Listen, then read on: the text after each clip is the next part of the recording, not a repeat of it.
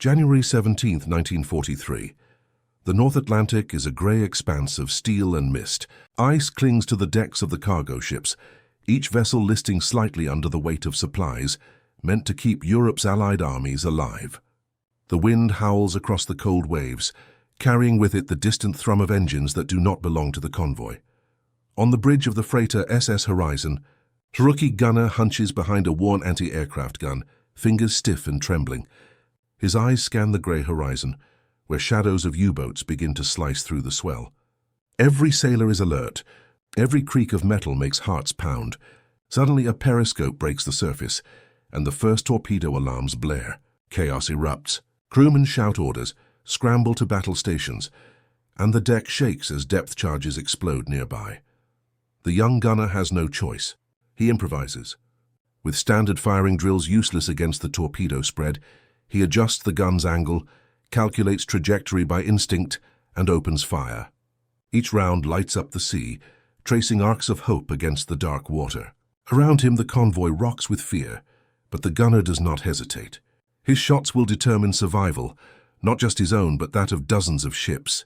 The enemy is about to learn that a single, desperate decision can change the fate of an entire convoy. By early 1943, the Battle of the Atlantic had reached a critical juncture. Allied supply lines from North America to Europe were lifelines.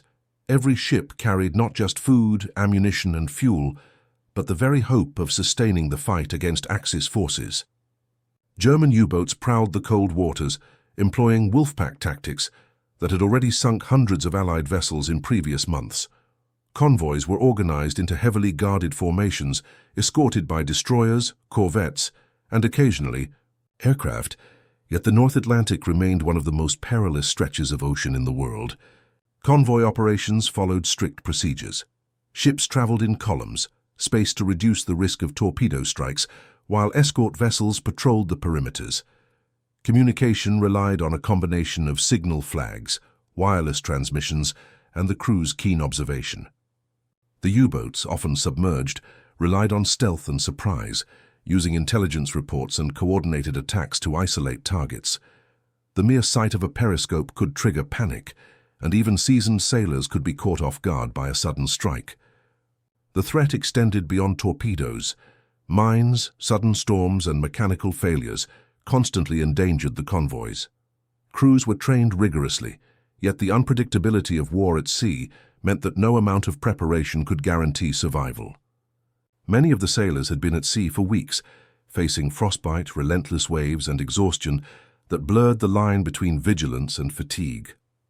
Every ship carried a complement of gunners, often volunteers or recent recruits, tasked with manning anti-aircraft and deck guns. Among them were rookies, young men thrust into situations that demanded both nerve and improvisation. The SS Horizon, a mid-sized cargo ship of roughly 7,000 tons, was part of a transatlantic convoy destined for the United Kingdom. Its cargo included fuel barrels, rations, and artillery shells.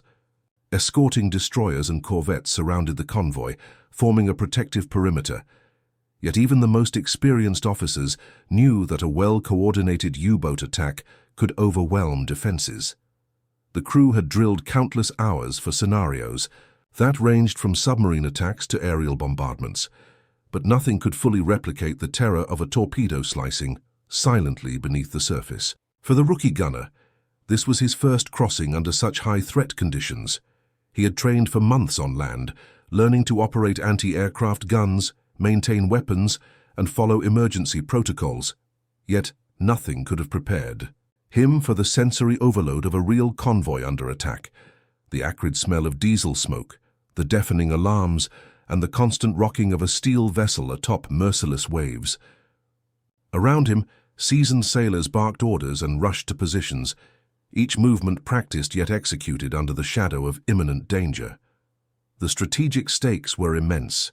German naval intelligence had calculated that disrupting supply convoys could slow the Allied advance in Europe. Each successful strike on a convoy would ripple across the theaters of war, potentially delaying reinforcements, limiting fuel supplies, and straining the industrial output necessary for sustained operations. For the Allies, protecting these Convoys was not merely a logistical necessity, it was a moral imperative, a lifeline that connected the fighting fronts to the industrial might of North America. In this environment, individual actions could have disproportionate consequences. A single gunner's initiative might by crucial seconds redirect enemy fire or prevent a torpedo from striking its intended target. Conversely, hesitation could mean catastrophe. The line between life and death, between survival and annihilation, often depended on split-second decisions in which training, courage, and improvisation collided. The stage was set. The Atlantic, grey and infinite, waited. The U-boats lurked beneath the waves, calculating, poised to strike. And aboard the SS Horizon, a rookie gunner prepared to face a test that would challenge every lesson he had learned and define his place in history. The young gunner, barely 19, had joined the Merchant Marine in late 1942. Like many of his peers, he was motivated by a combination of duty, patriotism, and the pull of adventure. His prior training had focused on handling deck guns, anti-aircraft mounts, and emergency damage control. But in practice, these drills had always been controlled exercises, simulated attacks with instructors, timing responses, and correcting errors. Nothing could replicate the tension of an actual convoy crossing, where the slightest hesitation could mean the loss of hundreds of lives. Life aboard the SS Horizon before the attack had been a mixture of monotony and underlying dread. Sailors rotated through watch shifts, maintenance tasks, and drills, but conversations frequently turned to the ever-present threat of German U-boats. Officers often reminded the crew that survival depended as much on alertness and improvisation as on equipment or numbers. Many of the gunners, including the rookie, carried a mental checklist: observe, anticipate, react. Yet even the best prepared sailor understood that the Atlantic was a realm ruled by unpredictability. Ice-caked decks and freezing spray reduced visibility and slowed reactions. Torpedoes could arrive without warning. The Horizon's crew numbered just over 60, with a complement of 10 gunners assigned to the anti-aircraft and deck guns. These positions were strategically placed to provide overlapping fields of fire, covering both flanks and rear approaches. Each gun was a 20mm piece Oerlikon, capable of rapid fire, but demanding steady hands and precise aim. The guns had been tested in training, but their effectiveness in a live torpedo attack remained largely theoretical. Rookies like him were closely watched, yet officers knew that when the moment came, experience alone might not suffice. The human factor, instinct, courage, and improvisation often decided outcomes. The convoy itself was a microcosm of Allied logistics. Several freighters carried essential materials: trucks, ammunition, fuel, and medical supplies. A successful strike on even a single vessel could trigger cascading consequences. Escorting destroyers patrolled the perimeter in staggered intervals, their sonar sweeping for submerged threats. Corvettes zigzagged through waves, depth charges primed, radios constantly crackling with intelligence updates. Yet the sheer expanse of the Atlantic allowed U-boats opportunities to exploit gaps, and seasoned captains knew that the first sign of danger could escalate within minutes. For the rookie, the attack was imminent. From his gun position, he could see the endless grey horizon, punctuated by the faint silhouette of a destroyer's mast. The cold wind cut through his uniform, numbing fingers and making it difficult to maintain grip. But training and adrenaline merged, creating a razor-sharp focus. Every decision mattered. He watched the water's surface, noting unnatural ripples and disturbances, signs that a torpedo might already be in the path of the convoy. The enemy's presence was invisible yet palpable, a tension that pressed down on every member of the crew. Beyond the mechanical and tactical context, the human element was central. Morale aboard the Horizon had been steady, tempered by months at sea, yet the crew understood that fear was a constant companion. Senior gunners offered advice in hushed tones, sharing strategies gleaned from prior convoy battles. The rookie absorbed every word, committing them to memory, yet knowing instinct might have to override instruction. Courage in such moments was measured not by lack of fear, but by the ability to act despite it. The improvised nature of his impending actions stemmed from necessity. Standard firing procedures were insufficient to counter the torpedo spread, now approaching the convoy. Calculations that relied on range tables and controlled targeting would consume precious seconds, seconds the convoy could not afford. He would have to rely on intuition, observation, and split-second adjustments. Every shot he fired could redirect an enemy torpedo, disrupt the attack pattern, or create an opening for Allied escorts to intervene. As the Horizon continued along the convoy route, the Atlantic waves rose higher, reflecting the grey sky above. The first torpedo alarms blared faintly in the distance, signaling the approach of danger. The young gunner gripped the Oerlikon's handles tighter, taking a deep breath. Around him, the crew moved with tense precision, each man acutely aware that the moment to act was near. The stage was set not just for survival, but for an extraordinary demonstration of human ingenuity under fire. The human dimension of convoy warfare was a crucible of endurance, fear, and decision-making. For the young gunner, this was no longer an exercise. It was survival. Fear was present, sharp and immediate, but it did not paralyze him. Instead, it honed his focus. His hands gripped the cold steel of the Oerlikon, knuckles white, eyes scanning the horizon for subtle disturbances in the waves. Every creak of the ship, every sudden motion was amplified in his awareness. His training had prepared him for mechanical operation, but the psychological pressure of a real attack demanded improvisation. He remembered the words of his gunnery instructor: "Machines can fail, calculations can be wrong, but a mind that observes and acts can save lives." In those moments, instinct became the gunner's most reliable tool. He was aware not only of his own mortality, but of the lives of 70 crewmen and dozens of ships in the convoy. Responsibility weighed heavily, yet with it came a heightened clarity. Hesitation could mean disaster, and action, even improvised, might avert it. Around him, veteran sailors offered terse encouragements and calm directives, their voices cutting through the wind and alarms. The rookie's uncertainty was tempered by the example of those who had faced previous convoy attacks. Every movement had to be deliberate, every decision precise. In the chaos of battle, these moments of human agency, split-second decisions, the courage to act, and the ability to improvise were as decisive as any tactical plan or technological advantage. The human angle also included fear's ripple effect. When the first torpedo alerts sounded, panic spread through parts of the crew. Yet the young gunner's resolute actions, even in their improvised form, provided a focal point. Others drew courage from his example, manning stations with renewed urgency, following orders with precision. In war, leadership is not always rank. Sometimes it emerges from decisive action, even from the youngest and least experienced among the crew. From a tactical standpoint, convoy defense was a study in coordination, anticipation, and adaptability. Standard convoy formations were designed to minimize vulnerability. Freighters traveled in columns with defined spacing, while escorts patrolled the perimeter in staggered patterns.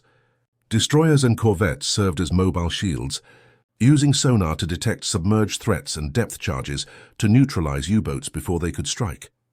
Yet, the inherent limitations of these tactics were exposed during concentrated attacks. Torpedo spreads could target multiple ships simultaneously, creating dilemmas that required instant prioritization. The convoy's defensive success relied not solely on planning, but on the capacity for improvisation at every level. Bridge officers adjusting course, gunners targeting torpedoes with unconventional firing angles, and crews executing damage control with precision under stress. In this context, the rookie gunner's decision to modify firing parameters exemplified tactical innovation under pressure. Standard firing tables were designed for aircraft or distant targets, not torpedoes moving rapidly at close range. By adjusting the gun's elevation, rate of fire, and trajectory based on visual cues rather than pre-calculated data, he effectively created a moving barrier of anti-aircraft rounds that disrupted enemy targeting. His improvisation bought crucial seconds, allowing escort ships to intercept additional torpedoes and stabilize the convoy's formation. Convoy tactics were also influenced by environmental factors. Winter storms, rough seas, and limited visibility constrained both attackers and defenders. U-boats relied on stealth, but waves, mist, and deck spray could obscure visual targeting. The gunner's decision-making had to account for these variables, estimating distance and speed from partially visible disturbances on the water, compensating for motion, and maintaining steady fire under unstable footing. These improvisations highlight the intricate interplay between human judgment and tactical doctrine in a live combat scenario. By combining human resolve with adaptive tactics, the crew transformed potential vulnerability into coordinated resilience. The rookie gunner's actions were no isolated feat. They were integrated into a broader defensive system that relied equally on improvisation, observation, and disciplined execution. The SS Horizon's anti-aircraft guns were standard 20mm Oerlikon mounts, designed primarily for aerial defense but versatile enough to engage surface threats at close range. Each gun required careful calibration. Aim, elevation, and rate of fire were typically predetermined based on training tables. In a conventional scenario, operators relied on calculated trajectories, consistent range estimates, and predictable target paths. However, in a sudden torpedo attack, the standard procedures were insufficient. The young gunner recognized the limitations almost immediately. Torpedoes approached at variable depths and unpredictable speeds, often too fast and small to be effectively targeted with standard firing protocols. He adjusted the gun's angle beyond normal operational limits, using instinct and visual estimation to compensate for range and speed. His hands moved almost mechanically, yet his decisions were calculated with a mix of intuition and rapid observation. Each round fired was not just a projectile but a barrier, an improvised shield disrupting the enemy's attack patterns. The effectiveness of improvisation was amplified by the collective technological environment. Deck guns on neighboring ships fired in overlapping arcs, creating a suppressive zone. Radios and signal lights communicated torpedo positions between vessels, while the ship's engine and rudder were subtly adjusted to reduce predictable movement. Even in these extreme conditions, technology and human ingenuity worked in tandem. The gunner's modifications to firing parameters were an example of tactical adaptation that leveraged existing equipment to its fullest potential, highlighting how innovation under pressure could surpass standard doctrine. Furthermore, the cold, icy conditions affected mechanical operation. Lubricants thickened, moving parts stiffened, and rapid firing risked overheating barrels.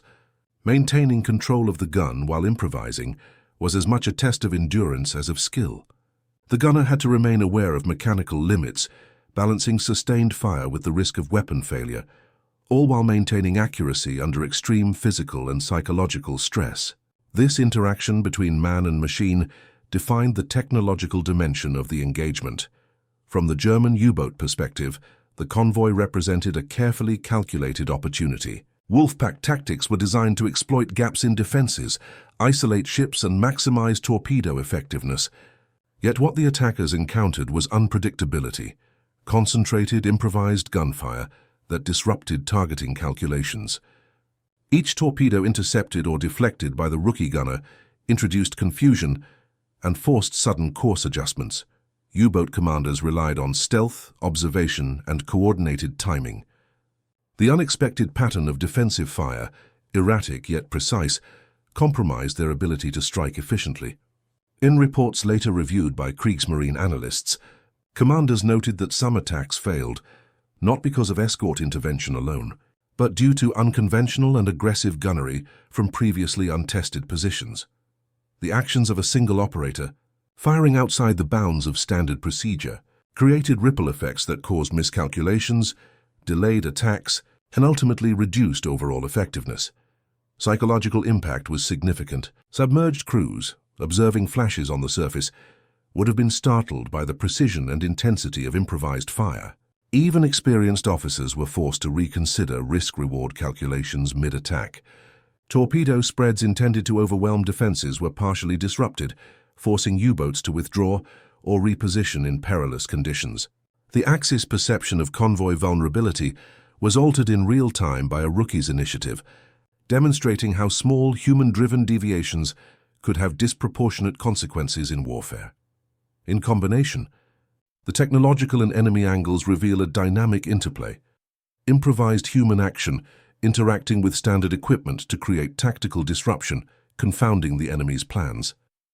The gunners' split-second decisions not only protected individual vessels, but reshaped the unfolding battle, setting the stage for the convoy's survival and the subsequent decisive moments that would define this engagement.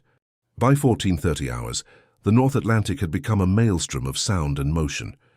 The convoy, stretching over several miles, was under coordinated attack by a pack of 5 German U-boats.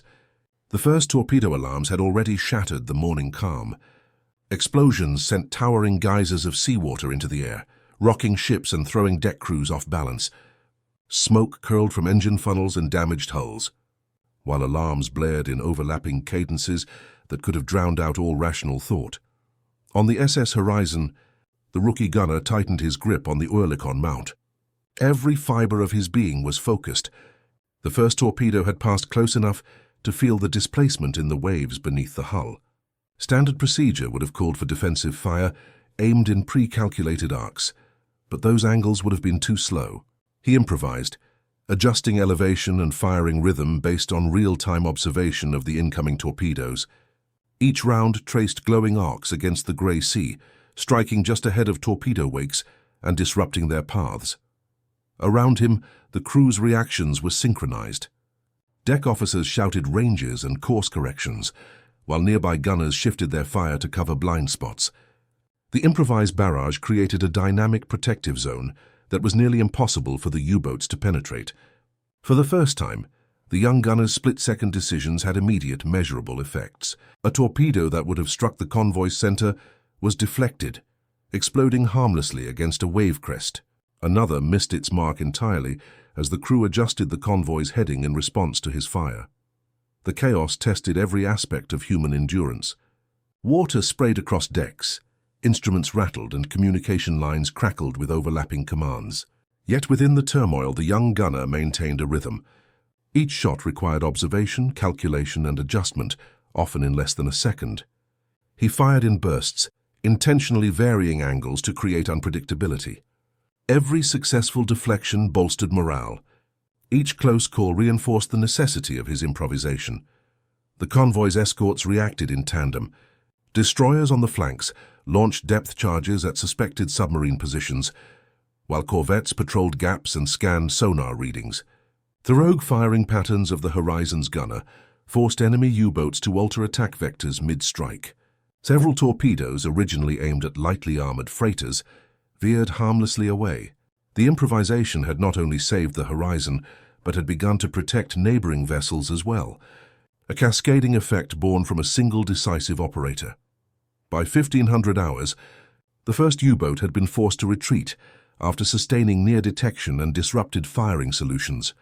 The remaining vessels hesitated, unsure of the convoy's defensive patterns.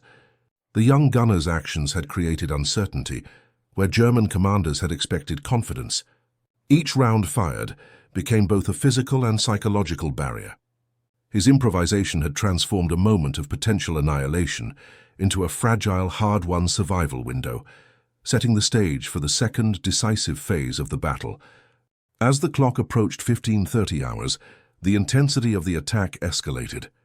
Remaining U-boats coordinated a concentrated strike on the convoy's center, targeting the SS Horizon and adjacent freighters. The sea churned into turbulent grey waves, reflected explosions and gunfire in a chaotic strobe of danger. Depth charges detonated in rhythmic succession, sending shock waves through the water, while the alarms of the convoy shrieked over the wind and surf. The rookie gunner's hands never wavered. He had now fully adapted to the fluid dynamics of the attack, calculating trajectories instinctively, compensating for ship movement, and anticipating torpedo paths. The Oerlikon's rapid-fire rounds struck the water near incoming torpedoes, creating splash patterns that interfered with the submarine's targeting. A torpedo aimed at the freighter ahead detonated harmlessly after glancing off a wave disturbed by his rounds. Another, meant for a lightly armored vessel, exploded after missing entirely, forced off course by the overlapping fields of fire.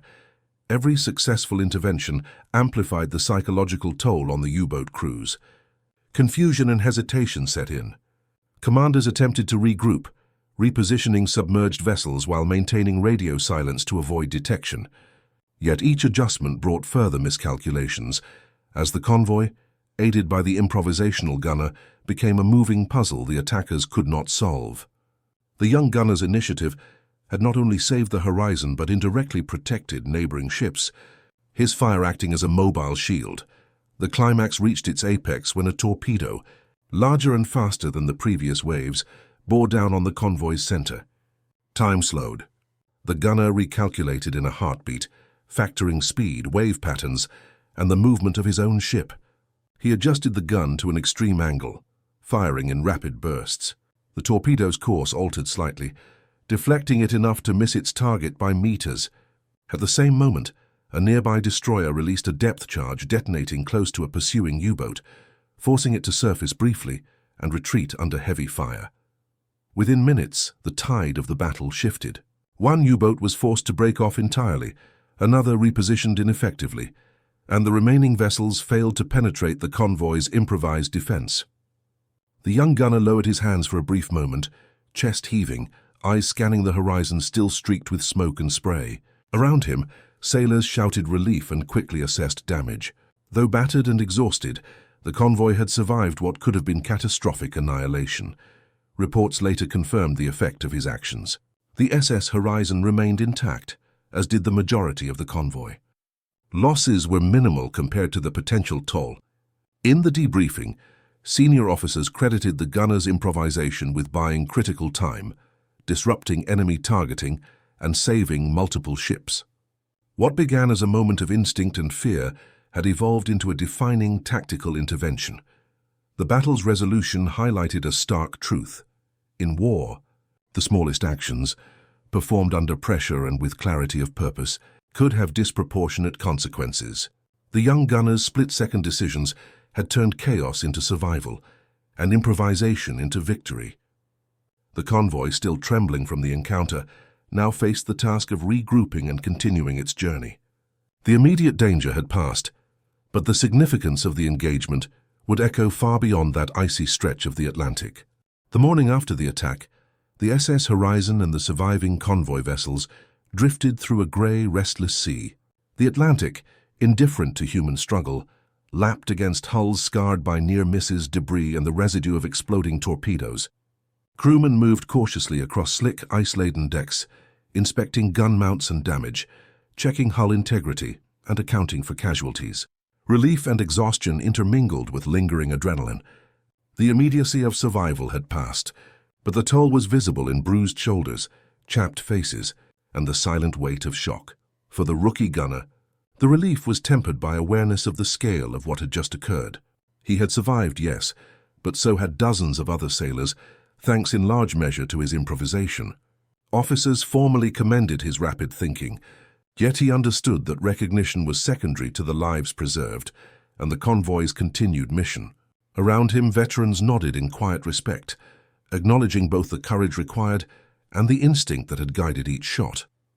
He became a living example of how human agency could supplement training, machinery, and protocol under extreme conditions. Damage assessment revealed that most of the convoy had sustained minor impacts, dented hulls, scrapes, and superficial structural damage, but no ships had been lost.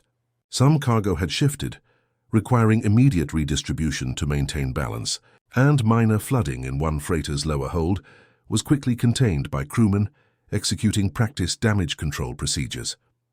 The effective coordination of responses underscored the convoy's resilience. Yet it was clear that without the gunner's improvised actions, the outcome could have been catastrophic. Communication with the escorting destroyers confirmed that no U-boats had achieved confirmed hits during this engagement. Depth charge logs, sonar records, and post-action reports indicated that enemy submarines had been disrupted repeatedly, unable to maintain sustained targeting. The convoy had survived largely intact, a rare success in the North Atlantic's winter of 1943, when losses in prior months had averaged one or more ships per convoy under Wolfpack attacks. The psychological aftermath was equally significant. Sailors who had been gripped by terror hours earlier were now buoyed by the realization that improvisation and courage could alter the course of events. Officers encouraged debriefing discussions, both to reinforce protocol and to analyze what deviations had proven effective. The young gunner's actions became a focal point, used as a case study for adaptive decision-making under duress. His story spread quickly among the convoy, inspiring both rookies and veterans alike to understand that flexibility and awareness were as vital as training. The immediate consequences of the battle demonstrated a delicate balance. Operational procedure maintained order, technology provided capacity, and human initiative determined survival. The Horizon's crew, though battered and exhausted, had preserved both lives and cargo, a rare and critical achievement amid the relentless danger of Atlantic crossings. The survival of the SS Horizon and its convoy resonated far beyond the decks of individual ships. Allied command closely monitored convoy outcomes, and reports from the North Atlantic engagement provided critical insights into both enemy behavior and defensive effectiveness. The improvised gunnery actions of the young gunner were highlighted in after-action reports, cited as a clear example of adaptive tactics altering battle outcomes. Such documentation influenced training protocols, emphasizing the importance of initiative alongside standard procedures for future crossings. Strategically, the engagement underscored the vulnerability of U-boats to unpredictable defensive measures. The Wolfpack tactic, designed to overwhelm convoy defenses with sheer coordination and firepower, had been partially neutralized by a single gunner's improvisation. German naval intelligence later analyzed the encounter, noting unusual disruption patterns in their attack data. Commanders observed that even a small deviation in defensive behavior could force miscalculations, delay attacks, and in some cases, prevent confirmed kills entirely. The implication was clear. Allied adaptability could counter technological and numerical superiority when coupled with decisive human action. For the Allies, these lessons were immediately actionable. Convoy training incorporated scenarios emphasizing split-second decision-making under duress, with rookies now instructed in improvisation techniques for high-pressure situations. Commanders recognized that rigid adherence to doctrine, while necessary for order, could be insufficient in dynamic combat environments. The Horizon's engagement became a teaching point. Individual initiative, coordinated with existing technology and tactical doctrine, could decisively shape outcomes. Beyond tactical lessons, the engagement influenced morale across Allied merchant fleets. Stories of the young gunner's actions circulated widely, offering reassurance to crews that individual courage and quick thinking could offset overwhelming threats.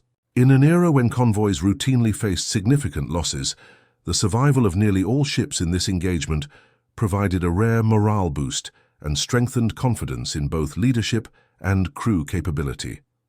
German command, meanwhile, adjusted their operational planning. Analysts noted that improvisation among Allied gunners complicated traditional targeting assumptions, forcing U-boat units to adopt more cautious approaches, delay attacks, and reassess risk calculations.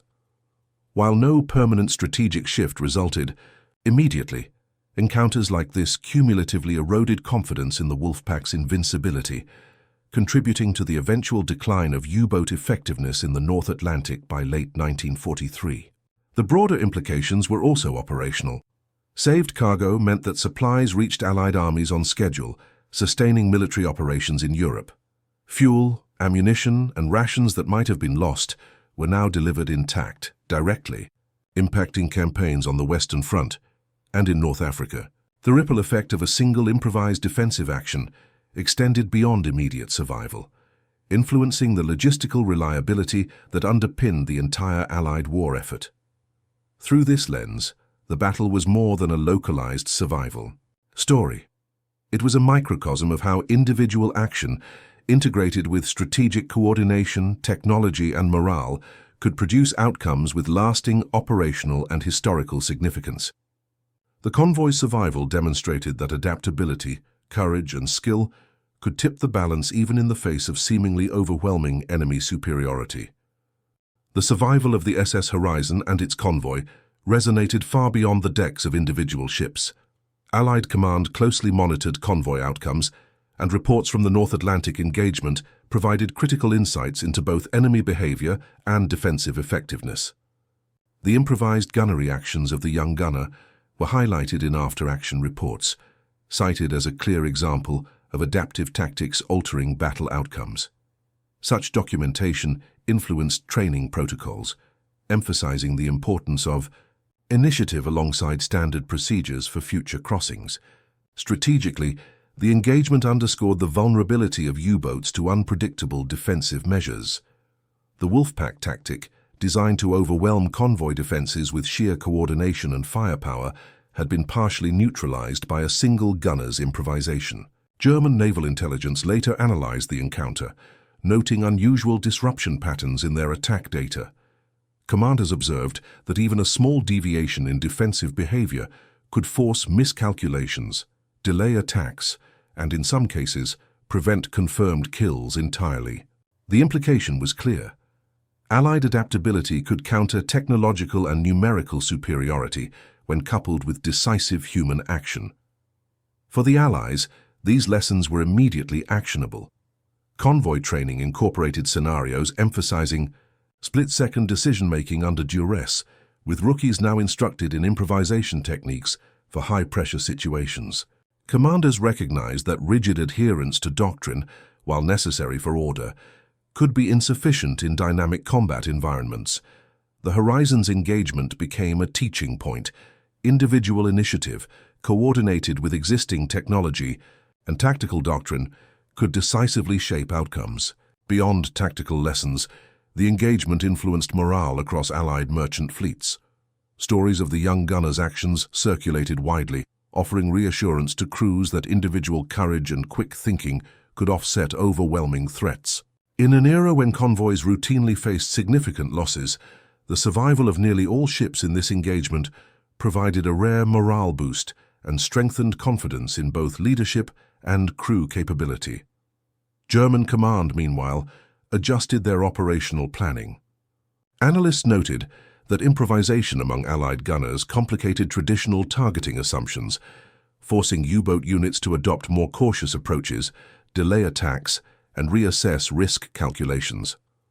While no permanent strategic shift resulted immediately, encounters like this cumulatively eroded confidence in the Wolfpack's invincibility, contributing to the eventual decline of U-boat effectiveness in the North Atlantic by late 1943. The broader implications were also operational. Saved cargo meant that supplies reached Allied armies on schedule, sustaining military operations in Europe. Fuel, ammunition, and rations that might have been lost were now delivered intact, directly, impacting campaigns on the Western Front and in North Africa. The ripple effect of a single improvised defensive action extended beyond immediate survival, influencing the logistical reliability that underpinned the entire Allied war effort. Through this lens, the battle was more than a localized survival story. It was a microcosm of how individual action, integrated with strategic coordination, technology, and morale, could produce outcomes with lasting operational and historical significance. The convoy's survival demonstrated that adaptability, courage, and skill could tip the balance even in the face of seemingly overwhelming enemy superiority.